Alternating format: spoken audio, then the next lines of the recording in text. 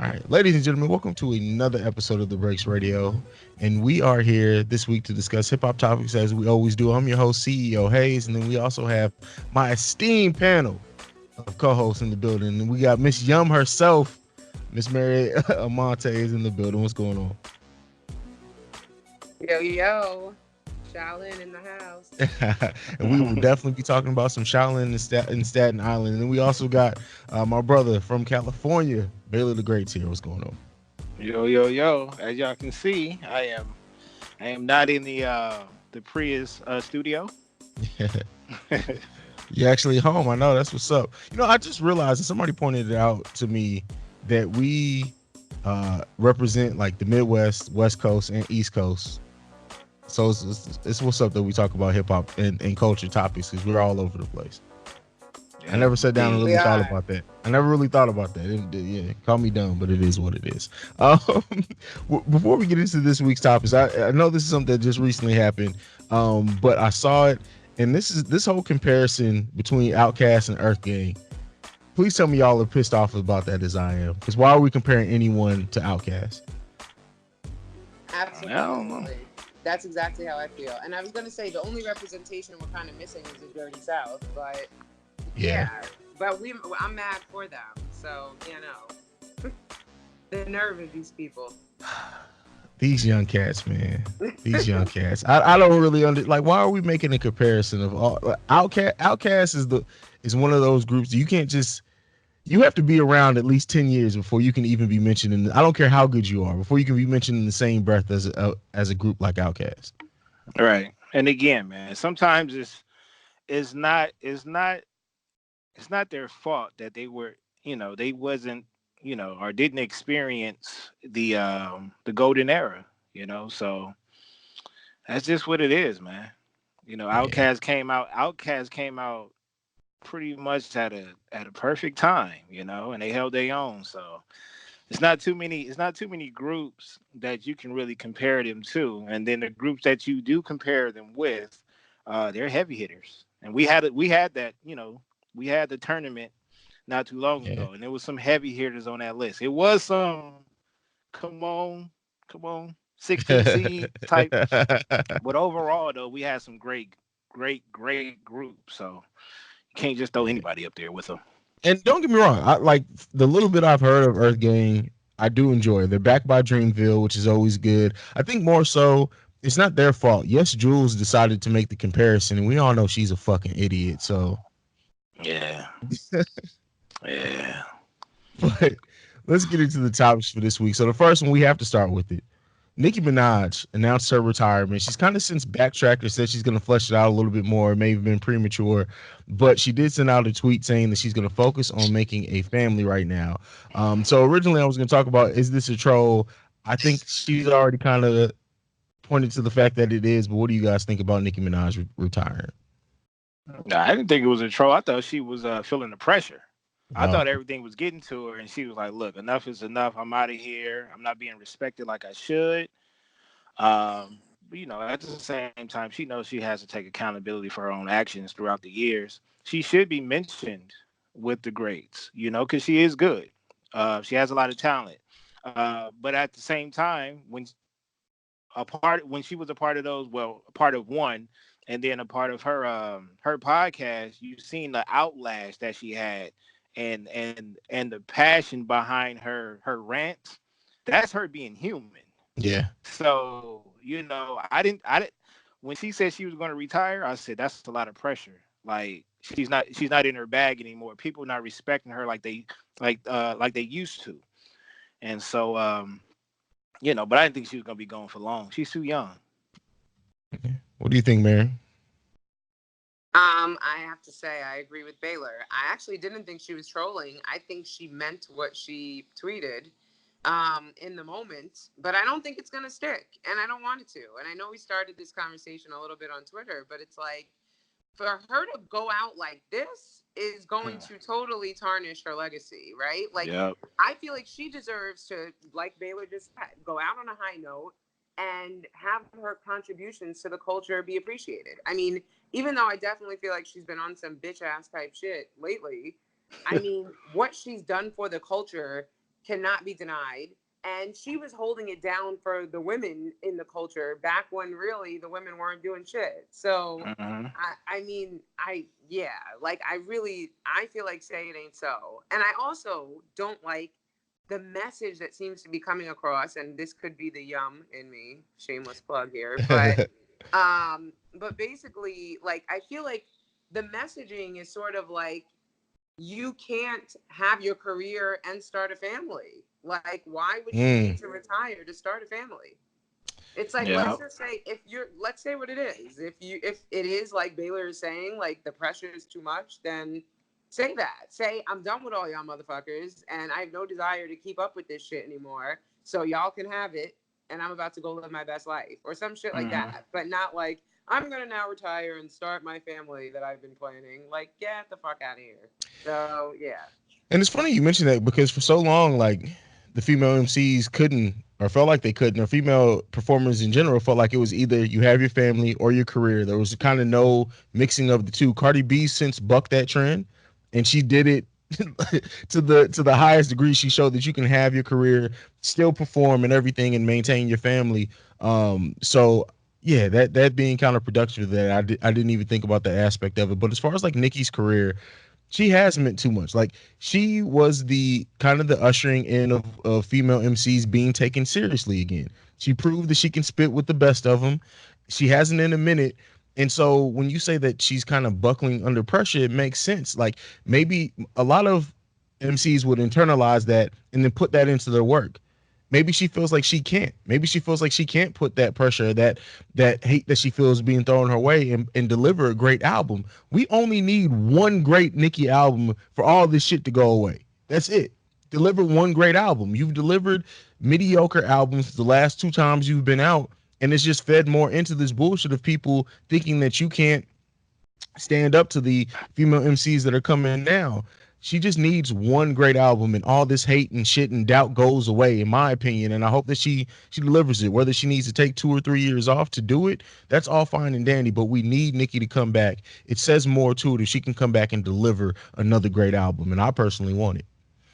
Yeah. Well, she did. I mean, we've said it on the show before that it's best that she just ends all these beefs that she has and go do Yeah. record with. You know what I mean? And that would, I think that would pretty much put her towards the top again. You know what I mean? Especially if she was the one that said she wants to, she wants to dead all the beef, do a record, do a video with Cardi. I know we waiting on that. She did one with Megan.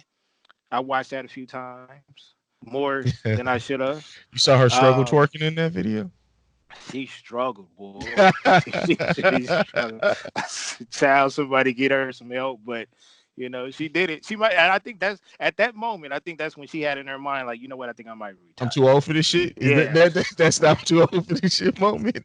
What would you guys think about Nicki doing an album where the theme is women's empowerment on every it's a feature with another female MCs and not just the ones that are big now. What if she finds some up and coming female MCs and really works with them on an album? I think that would be great for hip hop and great for her legacy as well. I mean, I that's an agree, but idea. I don't want anything that's gonna feel forced. True. And I feel like Nikki just as it.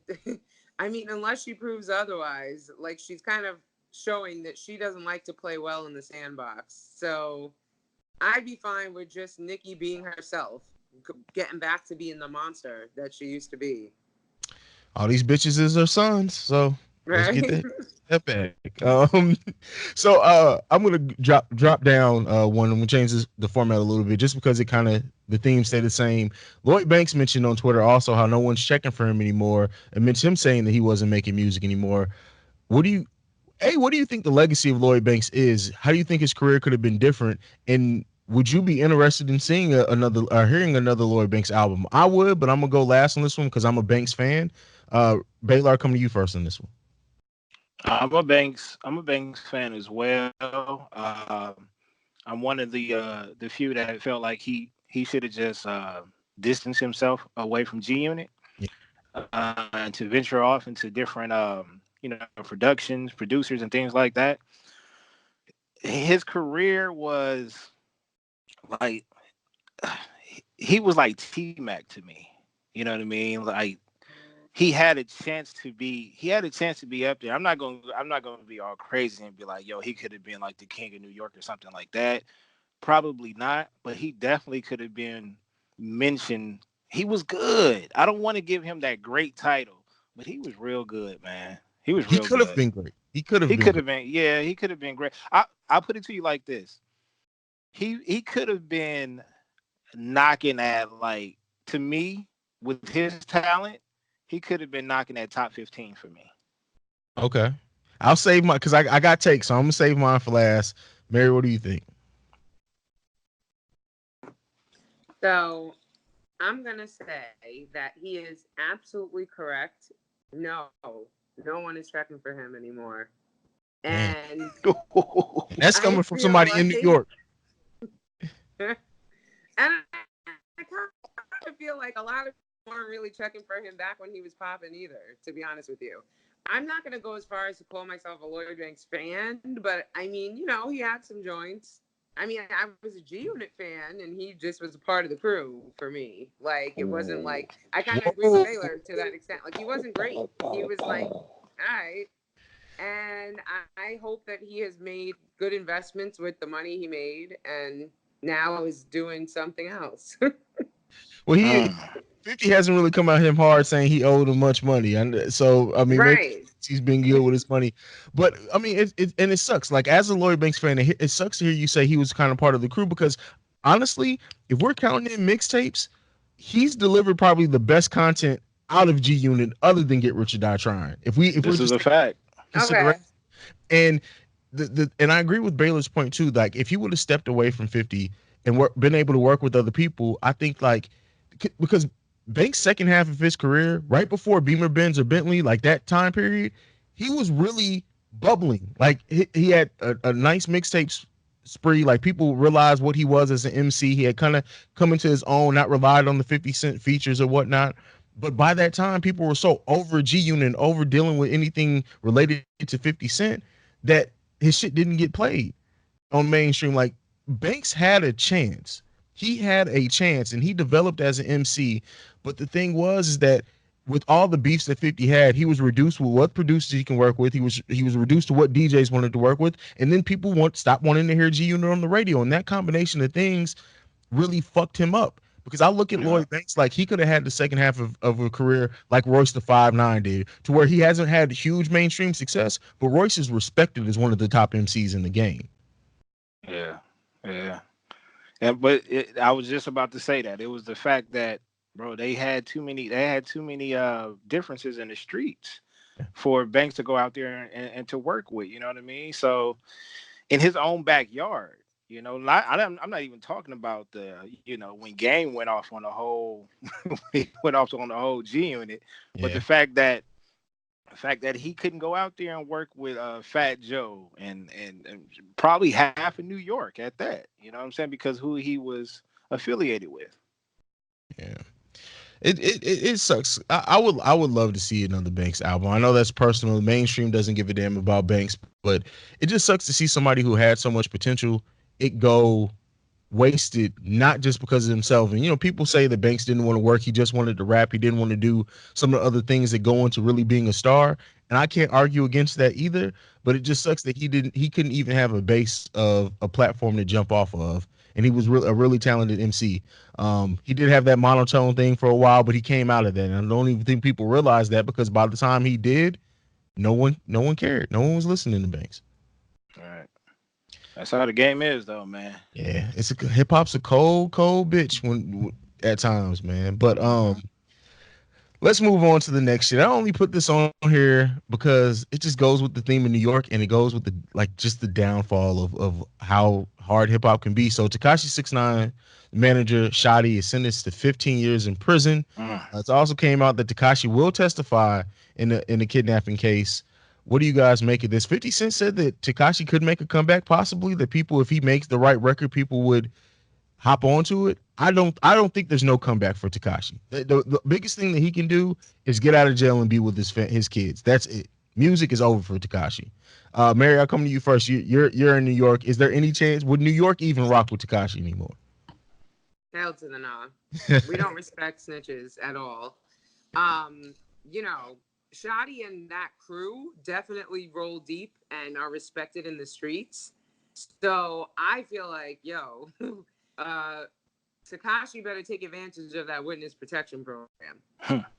Mm. Yeah, I don't see him having a career and living to see it come to fruition after this. Honestly, He's gonna be like just Dre in on some Power. code of the streets type shit. So Yeah, no. Baylor. As far as his manager, don't drop the soap, nigga.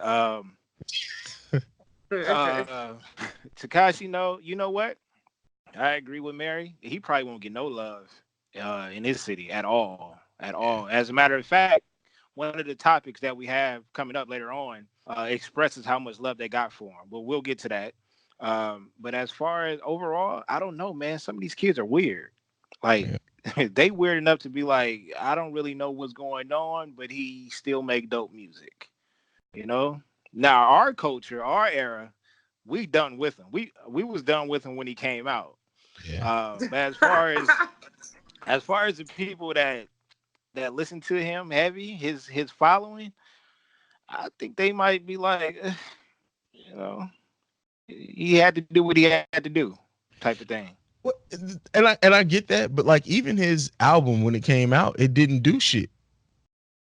Well, I mean, he is considered an industry plant, So so eh, I just I'm saying his fan base from like the middle schoolers, they don't really know Yeah, what's going on, yeah, you yeah. know. the But as youngins. far as you get to high school, it might drift off a little bit. Our age, we not messing with it. We already know what it is. You better get that I mean, protective I even custody. feel like high school. I feel like there's no code of honor among the young generation, and I don't quite know where we went left. Like, have we not raised them well? Because No, you know what it is, Mary? Oh my God, this is we might have to create a whole nother show. But this goes to like the it has changed. This is the sensitive era, and the sensitive era comes with, you know, understanding, snitch, just bitch ass shit. sympathy, sympathy, That's all kinds of shit. Mm. nah. Well, well, goddamn. Yeah, it's over for Takashi.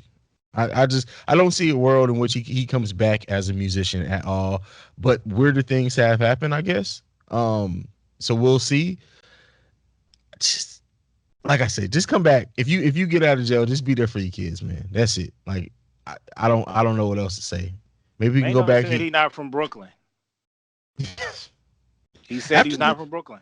Yeah, after the Chicago shit, like I think that it was over for him then, and now with the snitching on top of that, it's over. It's done. Yeah, yeah. But speaking of someone else who's done, Chrissy Teigen versus Trump, and I put listen, this shit is just taking a turn for the left. Who wants to take this one first? I'm just like Discussed I'm it.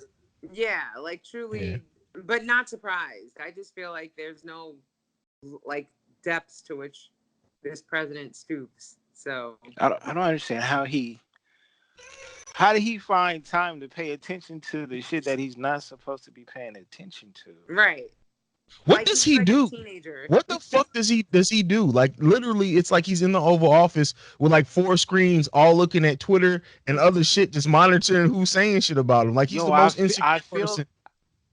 I feel like he be on Black Twitter, like just scroll. Well, he's I discovered it now. That's for sure.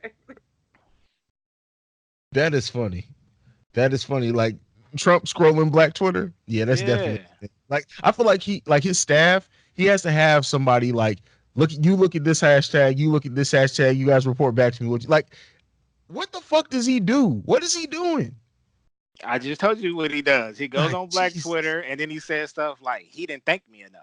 He should thank me. I got him out of that situation. Hashtag Black Twitter. Like, come on, man. He's like, look at my African Americans. Mary, I gotta ask you. So you are very outspoken about politics and just social issues in general. If say something happened and Trump made a comment towards you, how would you respond to Donald Trump? Mm.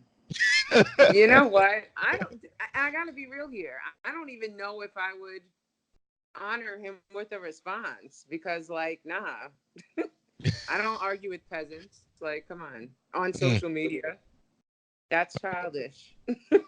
okay, okay. Baylor, you? Yes, he asked me. Look, I'm going off on that nigga. I'm about to flame. I'm going to flame him so much that Oprah, somebody got to bring me on their show. I'm gonna go. I'm gonna. Oh my god! I don't want to say that word because they might come knocking at my door. But yeah, you got to catch these jokes. Got to catch these jokes. I've often thought about like as much as I don't go off as much anymore because I'm just not on Twitter as much, but as outspoken as I used to be about like celebrities and just anything on Twitter. Wait a second, did you guys happen to see the time that I got into it with Cat Stacks on Twitter? No. Oh, that shit was hilarious. I've just sent No. screenshots. I told her that. And so she was pissed off because there was no 401k for being a hoe, but we'll talk about that later. Oh Um, no. but Oh I wow. often thought about like what would happen if a mainstream celebrity caught wind of some shit I was saying and responded, and I'm going the fuck in, much like Baylor. I'm getting these jokes off, but yeah, that's it. That's it. You guys ready to go into the first break? Just do it. Let's do it. All right, we'll be right back after this.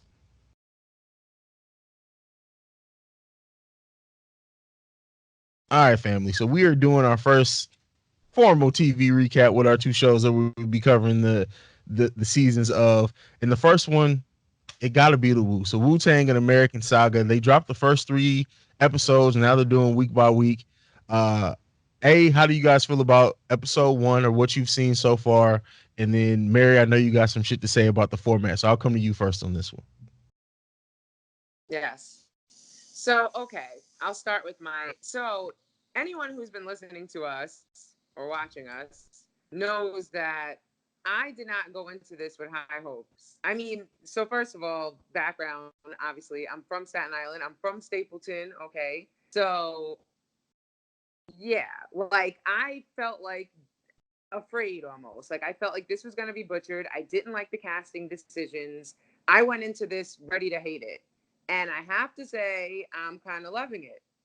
First of all, Dave East was the main person that I had no faith in. I was like, he cannot play Method Man. And when I saw him, I mean, obviously in the first 3 episodes, he wasn't such a prominent figure, and I'm hoping that changes as the season unfolds. But I saw Method Man. He even copied his cadence. Like it was great. Yeah. I have to say the dude who plays RZA from Moonlight, Ashton Sanders, I think his Mm-hmm. name is.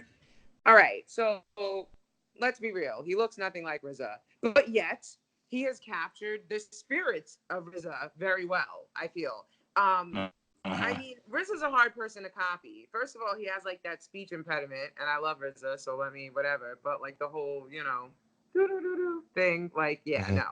no. So I'm not expecting anybody to really get that down, but I do feel like the energy that RZA brought to the group, he definitely has captured that, and he's bringing the series to where it needs to go. Right, like they're doing an ill build up. I have to say, like it's like the anticipation is there. Even like the beef between hoods, like that Park Hill and Stapleton beef is very real. And I think a lot of people don't.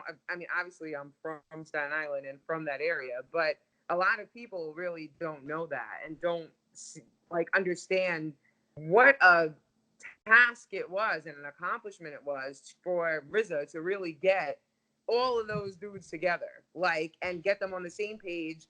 I mean, I have to say, I have some other professional projects personally that I have probably half the number of people that I'm trying to corral, and I'm like, yo, can I channel my inner RZA? Because how the hell did he do this? Like, and he got all these hood dudes, to stop beefing and to actually, you know, form something legendary. So I feel like the series is definitely doing a good job with the first 3 episodes of capturing that, of sucking us in. You kind of feel like you're in their world.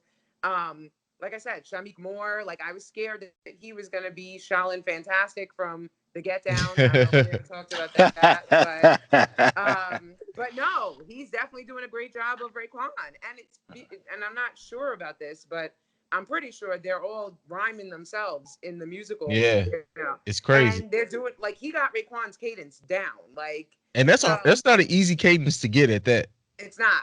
Yeah. Not at all. It's not. The Ghost one needs some work, but again, Ghost has that voice that only Action Bronson could probably replicate. So I wasn't expecting much more out of that either. But so yeah, I feel like they definitely recreated the era, the scenery. The best casting for me so far was Divine. The dude who played Divine became Divine. Like it's scary how on point he is. Um, so yeah, I mean, I'm actually pleasantly surprised. My only complaint right now is that I hope it picks up, right? Because I haven't watched episode 4 yet, which dropped today, but as soon as we hang up, I'm about to do that. But one of my homeboys told me that they still have not come together yet in this episode. And considering that I like looked at the scheduling and then I'll get to my complaints of the formatting, it's like if we're already in episode 4 and they have not become Wu-Tang yet, then what the fuck? Like, are they trying to drag another season out of this? They Like, are. and which I wouldn't be mad at, I but think so. they're From gonna lose people if it doesn't come together soon. I from feel everything that so. I've read, the word Wu Tang Clan isn't actually even spoken until like 3 episodes before the last episode.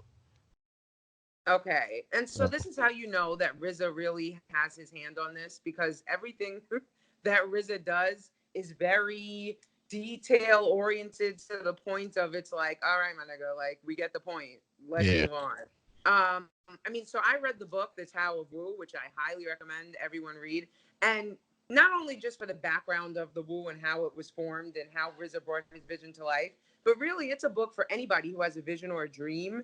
Like the way he describes it truly is something that I can completely relate to in terms of how, I feel about my visions and dreams, and it's inspirational. But I will say it's really painstakingly almost bringing every detail of that book to life. So I feel like the only complaint I have is that the pace needs to kind of pick up soon.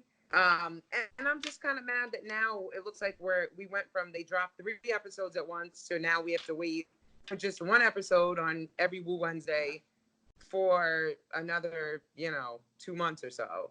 I think that So was a strategy. Well, I'm yeah. sure, but I need Th- more. I need more. Them and Netflix are get like Netflix has even said that they're going to start doing the weekly releases with their series too. Like I think they're trying to get away from binge watching. I think they're trying to make that not Hmm. a thing anymore. Which I have my qualms with as well. He's co-writing all the episodes of this. So when you say that it makes sense to the way that he writes and he's about every detail, it makes sense. The casting of this, the one that I was looking for to see how they were going to do was ODB, and the person they got to play ODB is That's doing a Well, it's very his good job. son. He that's is his doing son, a right? very good job. Yeah. Yeah. So it makes sense. The thing is like, so I tried to read up on it. Like, are they embellishing the relationship between Ghostface and Raekwon? Like, were they actively trying to kill each other? I know that they came from rival neighborhoods, but was that a real thing that they tried to kill each other at some point? So I knew that they had beef in the beginning. And again, like you just said, the rival neighborhood thing definitely played a part because not only was it rival neighborhoods, which by the way are right behind each other. So it's crazy. Like literally the rival neighborhoods are all zoned for the same schools. So you can imagine how crazy that was back in those days. It was Yeah. like, um, and also to say one reason, and we've kind of touched on this in past episodes, but Ghost was always my favorite because I'm from his hood. And the Park Hill dudes always ran mad deep. And it was really like the Stapleton dudes sort of, I mean, obviously the only dudes from Stapleton in the Woo were Ghost and RZA, basically, and Divine, obviously. And RZA and Divine sort of kind of had, and I think they do a good job of showing that they're even though they were from Stapleton and obviously their allegiance was more to Ghost for that reason, they still kind of, had good relationships in Park Hill as well. Whereas Ghost was very much like Stapleton, what? Like, that's it. So there was that beef based on neighborhood rivalry, but it really was, and again, I'm impressed with the job they're doing of depicting this, drug crews. That's really what it was. I mean, I think that, the neighborhood rivalry really was rooted in the drug crew type of, beef. And then it just trickled down to the younger generation by inheritance, right? Okay. But yeah, I mean, it really was about getting money, right? And it was like, because the hoods were so close, they were fighting over customers. That's really what it is. So, I mean, I don't know for a fact that they were trying to kill each other, but it's not so outlandish to me considering that. So, Okay. yeah. That makes sense. That makes sense. The series is very well directed. Like I love the respect of the like you always worry when they tell our stories or tell stories from our culture, like how much respect is going to be actually played to it. And the fact that RZA has such a heavy hand in it, it makes sense. But I was fully engaged. Like I didn't even want to stop watching it. I made it through the first two episodes. Haven't started episode 3 yet, but I honestly could say if all the episodes were available, I probably would have had it finished in 2 days. So, Bella, what's been your opinion on the series so far? First of all, did you just hear how New York marries it sound right Oh now? yeah, Like yeah. She that was yeah, that was New when she York. broke that shit down. I was like, yo, I'm listening. I'm listening. I'm I'm gonna saying. be honest with the listeners. I walked in and watched the full on second episode, and let me tell you how good it was. I worked like that while watching it. So I got it. I'll finish the rest of the episodes tonight. Because it's that well the three, and I'm not mad at them switching it to once a week because like if we binge on it, we don't have anything else. We really don't. Okay. So draw it out for me. I like the build up, and I'm also not. I like the details. So I know how Mary just broke down RZA. I really like the details because when I get the details of artists, it makes me like it's a different perspective now. Um, when you get the details on these artists, so yeah, um, I'm here for it. I got to finish it out tonight though. All right. Yeah. I'll Well, be The we'll one keep. I'll be binging on it. Go ahead, Mary. there Say is it again. there is one thing, and now I don't know if I'm ruining it for you, Baylor, but the one thing that I do feel like I need to call the streets to confirm is I had no idea about the relationship between Ghost and RZA's sister. So I'm wondering, is that a dramatization or is she one of his baby mamas? Or so I feel like I do need to find this out for us. Well, there you go. Do your report and come back. We'll talk about it next week. Breaking news here, because with me, I didn't even think about it. Like, but would that be weird? Like, one of your best friends is smashing your sister. Like, come on now. Right? I think so. Yeah. Well, we'll talk about it more next week. We're gonna be covering the whole series, but so far so good. It definitely has the thumbs up for me. And we'll see how it continues to go. But let's talk about Power. Episodes 2 and 3 of the sixth season so far. I hated episode 3. They killed People my loved it. baby. People loved it, but I hated episode 3. I feel like everything that happened in it really should have been condensed to like 25 minutes. That's just my personal opinion. It's been the first time that I've like in this season so far that I didn't hate the episode. It's just I think it could have been better. Baylor, what did you think? Well, I mean, I think I was talking to my cousin earlier because this is his first time watching Snowfall. And I said Snowfall is the best show out right now to me. Mm, And I said what they've done in 3 seasons, like Power is still like catching up to. Even though I'm a huge Power fan, but 6 seasons is like it's been drawn out.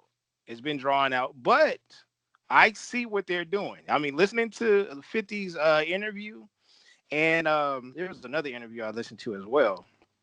Uh, they, I mean, they're going to start building and adding on to these characters for the next, for the next era. yeah, So from what they said, we can expect a lot of. I think we can expect a lot of what we want as far as a lot of people are going to start dying. And then a lot of people are going to start taking the forefront as far as being the main heads of the show.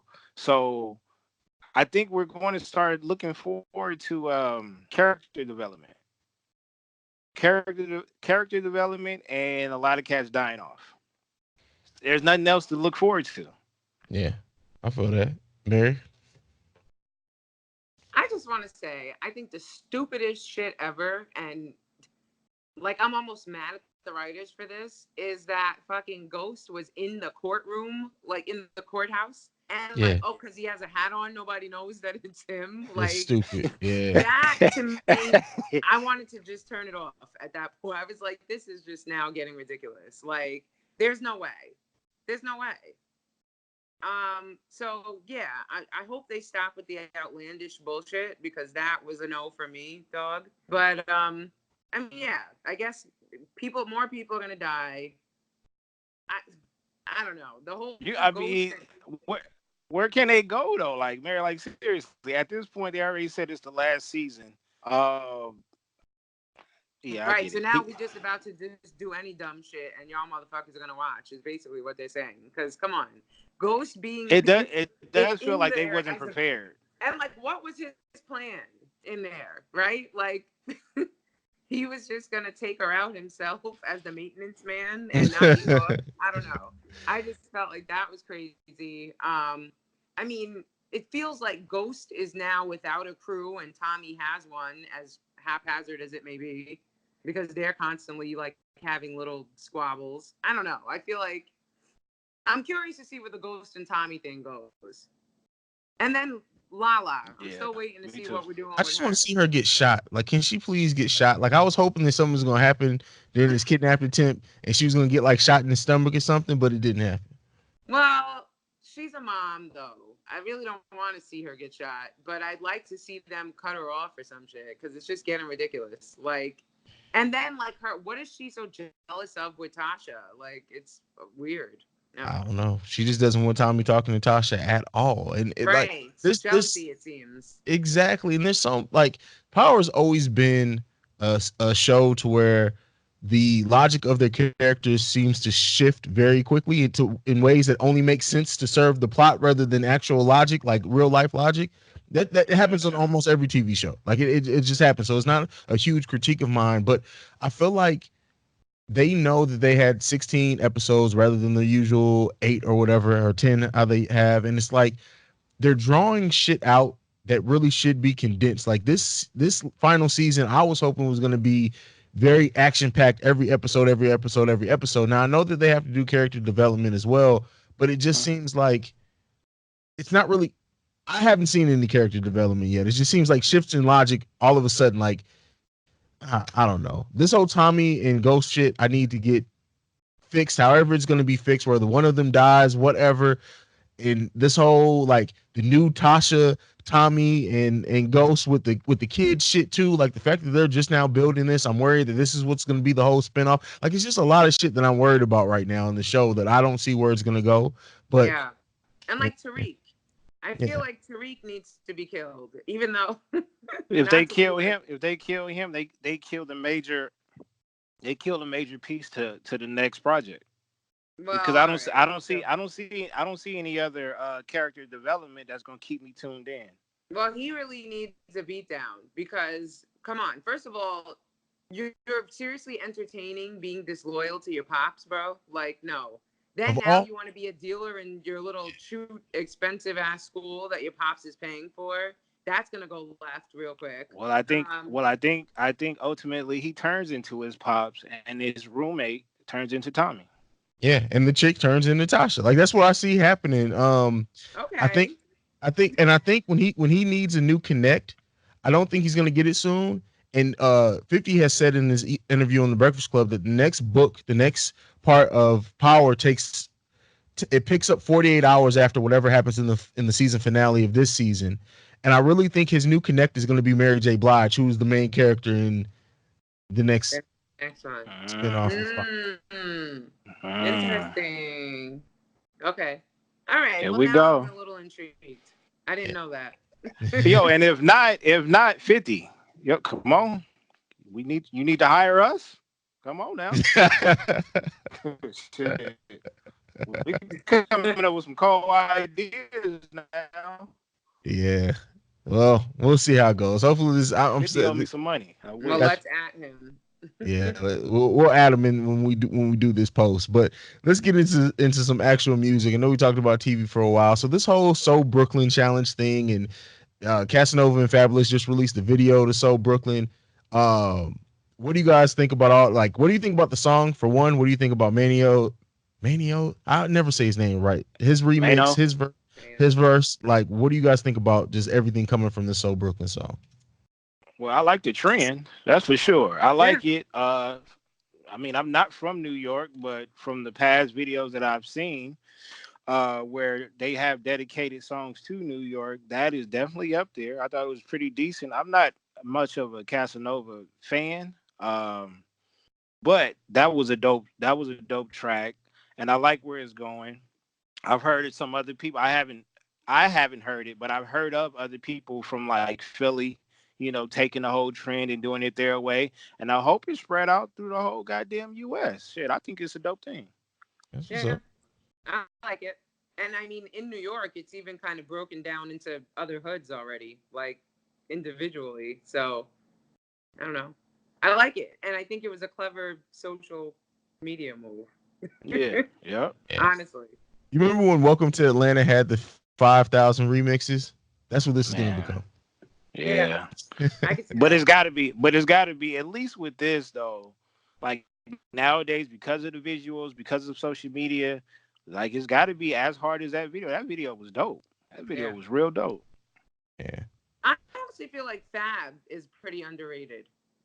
But Well, we'll get to His that. whole career. Now, how Hayes stands for Banks, you can't. There's nothing. Fab can do nothing wrong in my eyes. wow. Nothing wrong. Wow. Okay. Yeah. That's what's up.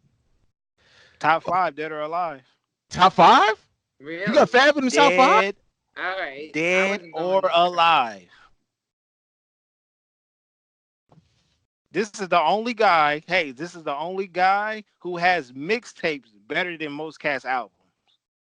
He did have a hell of a mixtape series in the early 2000s. Longevity. Yeah. At one point, he did have the chance to take the crown, and I'm not saying that he would have kept it, but he came damn near close to taking the crown from Jay-Z. He never did it. He never did it. Damn. We'll have to revisit this. You just really blew my mind with Fab the top. ain't got no bad verses. Him and Jada ain't got no bad verses. Both of those are in my top 5. I'm gonna have to spend some time thinking about that. But Casanova. I know Fab got some off the court problems. I know he do. Yeah, he but did. In that booth, come on, man. Okay. But what do you guys, and Bailey, you kind of touched about it already, but Casanova is very well respected amongst his peers. But like, what do you think the like longevity of his career is as far as like where the heights that he can go? Do you see like him being a big thing in like mainstream music at any point? What do you think, Mary? No. I don't. If it was gonna happen, it would have already. Okay. I mean, that's true. He's performed at all the major venues, at least in New York. And this is his hometown. So if you're not doing it here, you ain't gonna do it elsewhere. Okay. But I respect him. I salute him. You know what I mean? Like, I don't think he's trash. I don't think his style of spitting, if that makes sense, is what's mainstream anymore. So he can't be yelling at us. He can't yell at Right. us. Like we let Bus do that, and well deserved. But he's like a diet. He's like a diet Buster to me. I enjoy, like, for me with Casanova, it's like every 3 songs I like of his. Like every 3 songs that come out with his, I like. So, but he is very well respected. Like people in the rap game respect him. They don't want to cross him, because the motherfucker is crazy as shit. But there's that. he's getting his respect that way. But yeah, it's just he's not a thing for me. It's not a thing for me at all. But speaking of things that aren't just for me, Post Malone's Hollywood Bleeding. Have you Yo, had a chance to listen to it yet? that song don't sound like. Yo, that song sound crazy. Like I don't know, maybe because I witnessed a lot of people that move out here and try to chase that Hollywood dream. But when you listen to the lyrics, like he's describing Hollywood in a very, very detailed way, what they go through. It sounds like he was exposing, crying out. Like, yeah, that song was crazy. Yeah. I listened to the song on YouTube on purpose because they have it to where they show the words. So I wanted to Hmm. make sure I was, seeing, listening or hearing what I was hearing. And yeah, it sound like one of those songs where he's like really talking to us. Like, yo, Hmm. this is really how it is. I agree. I thought it was deep, and I like Post. So, I mean, I ain't gonna say he can do no wrong, but Yeah. I am a fan. Post music is like hit or miss for me. I'm definitely not a fan of Post Malone. I have songs of his that I can rock with. As far as like on the album Enemies with the Baby, I like that. Mm. Call me crazy. But overall, it's just he's just certain artists just aren't for you. He's just not an artist that's for me. Like real Yeah. talk, it's not. Yeah, Okay. I feel you on that. It's a lot of artists I feel like that. So Right. Drake is not for me. Right. yeah, that's another one. It's like certain songs. After Dark is my shit. That's my favorite Drake I was song gonna of all say time. certain songs for Drake, but I have to be in the mood for Drake. Yeah. Like it's not like I'm just gonna put bump Drake at any given moment. Like, It's certain Drake verses that I like. I think I come to that recollect There like you go. that yeah. realization like over the weekend. Like there are Drake verses that I absolutely love, but like some of his full song, like after that verse is done, I'm skipping it. I'm gone. I'm off that shit. Yeah. So yeah, Post is very much like that to me. But anything left on Hollywood Bleeding before we take a break? Listen to it sober. Did he make Well, it sober that's though? great. Maybe you have to listen to it. I'm just you gotta listen to some music in the state that it was made in. I'm just saying. Hmm. This is true. This is True. true. Shout I've out never to done it Jimi before, Hendrix. but I guarantee you some Rick James albums hit harder if you do some cocaine before you listen to it. Like I can guarantee Yo, have you ever listened to a it. Dream album high? Uh, That mess is crazy. We're gonna go to our last break and we'll come back right after this. All right, so there's been so much New York over the course of this episode. I figured what better way to end it than be to discuss. I put it on here as who is the best rapper to ever come out of Brooklyn, but let's also add this to it. Let's say who's the most underrated. Who do you feel is the most underrated rapper to ever come out of Brooklyn? all right, now you're gonna go and change this on us at the Yeah. 11th hour. Can we kill you? This is what I I mean, we do. just kind of went into that. I'd Yeah, say Fab. Fab is I the guess best. Baylor Best. agrees. No, not the best. I'd say Okay. underrated. The best is Biggie. Come on, Okay. like, hands Oh, down. oh, Okay. You scoot. okay. Baylor scooting. What, you leaning back, man? Who's the best? Wait, I'm so does I'm it in have my to be executive chair. best and underrated, or No, no, two it's separate two things. So separate ones? best, and then who do you think's the most underrated? So two separate rappers. Well, damn, because I got another one to nominate for the underrated category. ODB. Absolutely. I mean, for real. Yeah, yeah. I mean, look, I'm not going. I can't disagree with her with the underrated. Fab has been my guy since '98. But as far as the best to come out of Brooklyn, respectfully, uh, Big didn't play too long. He didn't play too long, so it's like at the same time, I And cannot yet tell. had that impact, right? He Like he's did, still. he did. Are you trying to set us up to say Jay-Z right now? Because I don't see who could be nominated outside of those two. Actually, okay, I I think it's respect I that. think it's a landslide, and I get it. The impact that Big had, it was so major for Mm-hmm. him to even be mentioned with Jay Z, and Right. everything that Jay Z has done shows the greatness of Big.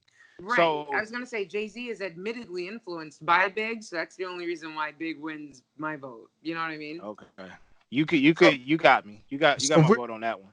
the best rappers to come out of Brooklyn, let's just say Big, Jay-Z, Nas, right? Let's say they're the top Nas three is from artists. Queens. Nas is from Queens though. You're right. Okay. So Big and Jay-Z, bam. Who then would be the third then? If we were X name Jay and Big from the conversation, who's the next one up? Little Kim. Okay. That's fair. Wait, it's slipping me. Where's Big Daddy came from? The Bronx. No. Now we gotta look that up. Oh, is he? But I'm pretty sure he's from the Bronx. The Bronx is a whole No, other Big category, by Big the way. came from Brooklyn. Is he? He's from Brooklyn, right? Yeah. Okay. Yo, we being mad disrespectful right now, son. Where's Buster from? Ooh. He might be from Brooklyn. Let Hold me look on. at his Wikipedia real quick. By default, we got to give it to Fab then. I He- cannot. So on his, they have it East Flatbush. Is that in Brooklyn? Yeah, that's Brooklyn. Okay. So Buster would be mine then. Whoa, now, whoa. Mano just said in his remix that Tekashi is from Flatbush. He's not from Brooklyn. So I don't know what type of beef this is. But he said that cat is from Flatbush, and he said I'm from Brooklyn. So I don't know. Well, Flatbush is definitely in Brooklyn. So I don't know if they got some Park Hill Stapleton shit happening over there. It seems like it. It Well, seems as like far as- unless I heard it wrong, that's what I thought I heard. Okay. as far as my underrated, so I went really deep with my underrated because, like Mary, you mentioned ODB, but he's part of a legendary. We know ODB's contribution, so I went deep with my underrated. Joel Ortiz, I picked as my most underrated from Brooklyn. Okay. Okay, That's I actually a like really that. good Yeah. choice. Yeah. And do you guys think like with Joel Ortiz, if people didn't make the comparisons that he sounds like Pun so much early in his career, do you think his career would have been different? Possibly. I don't Possibly. know. He seemed more. He seems more connected to like the underground fan base than anything. Okay. His wordplay is is too deep for most cats that listen to. That's true. Yeah. Yeah, like you got Timing. it. Timing. If he would have come out 10 Yeah, years earlier, I mean, because think about it. The dudes from the decade before all had wordplay was everything. And then shit took a sharp left and it became like, yeah, no, we don't want to hear nothing deep. That may be a topic that we need to revisit one day is people who came out in the wrong era. Like Ooh, I love that. yeah. Yes. Yes. So yeah, that'd be a great conversation to have. Anything left on the best rapper to come out of Brooklyn conversation? No? Yeah. I'm really no. No? no, we got All to right. tip our hat. We got to tip our hat to Big. Shout out to Big. Yeah, shout out to Big. Well, that's it, people. If you want to go ahead and leave them with any last minute thoughts, concerns, anything that's on your mind. Mary, I'm gonna put you on the spot though, because you have Yum, which we've referenced a couple of times over the course of this podcast. Please tell the people what Yum is so that they can be prepared for what's going to be coming soon. This is your time. Oh, I'm blushing.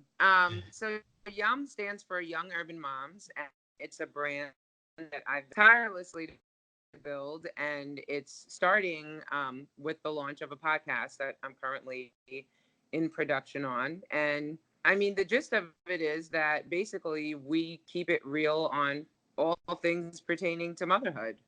So we're gonna have a lot of like surprise guest Yum co-hosts. So it's gonna be really exciting, and you can follow our social media, which is at Young Urban Moms on pretty much all platforms for more updates on that. But I do have a closing thought. So since we're, so New York today, I guess that should be the name of this episode, right? And it's, 9/11 week. I just want to say that, this is always a really somber time for me. And I think everyone in I mean, probably in the country, but more so in the city. And to be honest with you, Staten Island was actually one of the boroughs that was hit the hardest because people, when you live in the five boroughs of New York City, you tend to work in the part of Manhattan that's nearest to your borough. So downtown Manhattan, most people who work down there are from Staten Island and Brooklyn. Just schooling all y'all on on how New York works. And so we lost a lot of people there. Our fire departments were the first to respond. Yeah, it was a lot. So yeah, I'm thinking of everyone who's been impacted by that, and just wanted to kind of shout it out.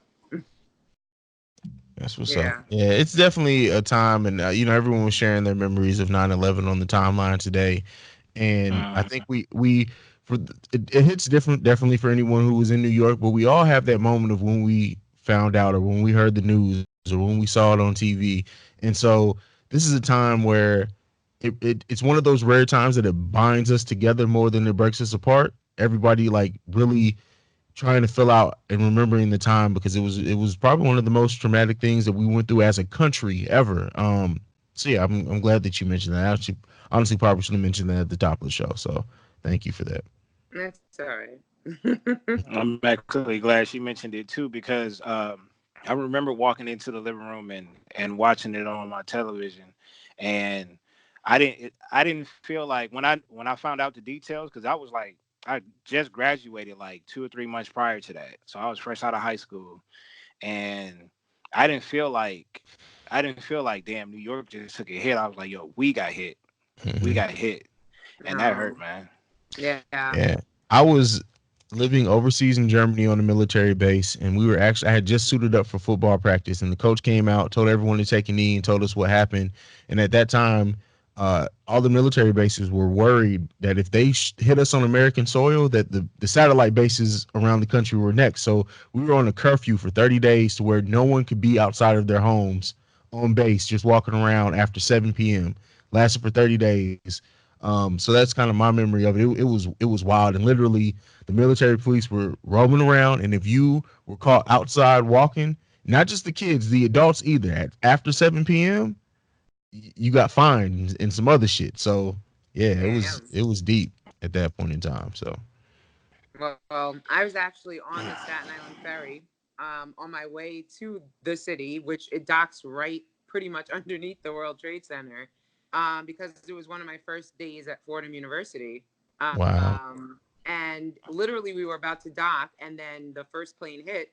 And so many people that were on the boat with me were on their way there. Like, it was crazy. I actually was on the boat with a dude that I just graduated from high school with 2 months before.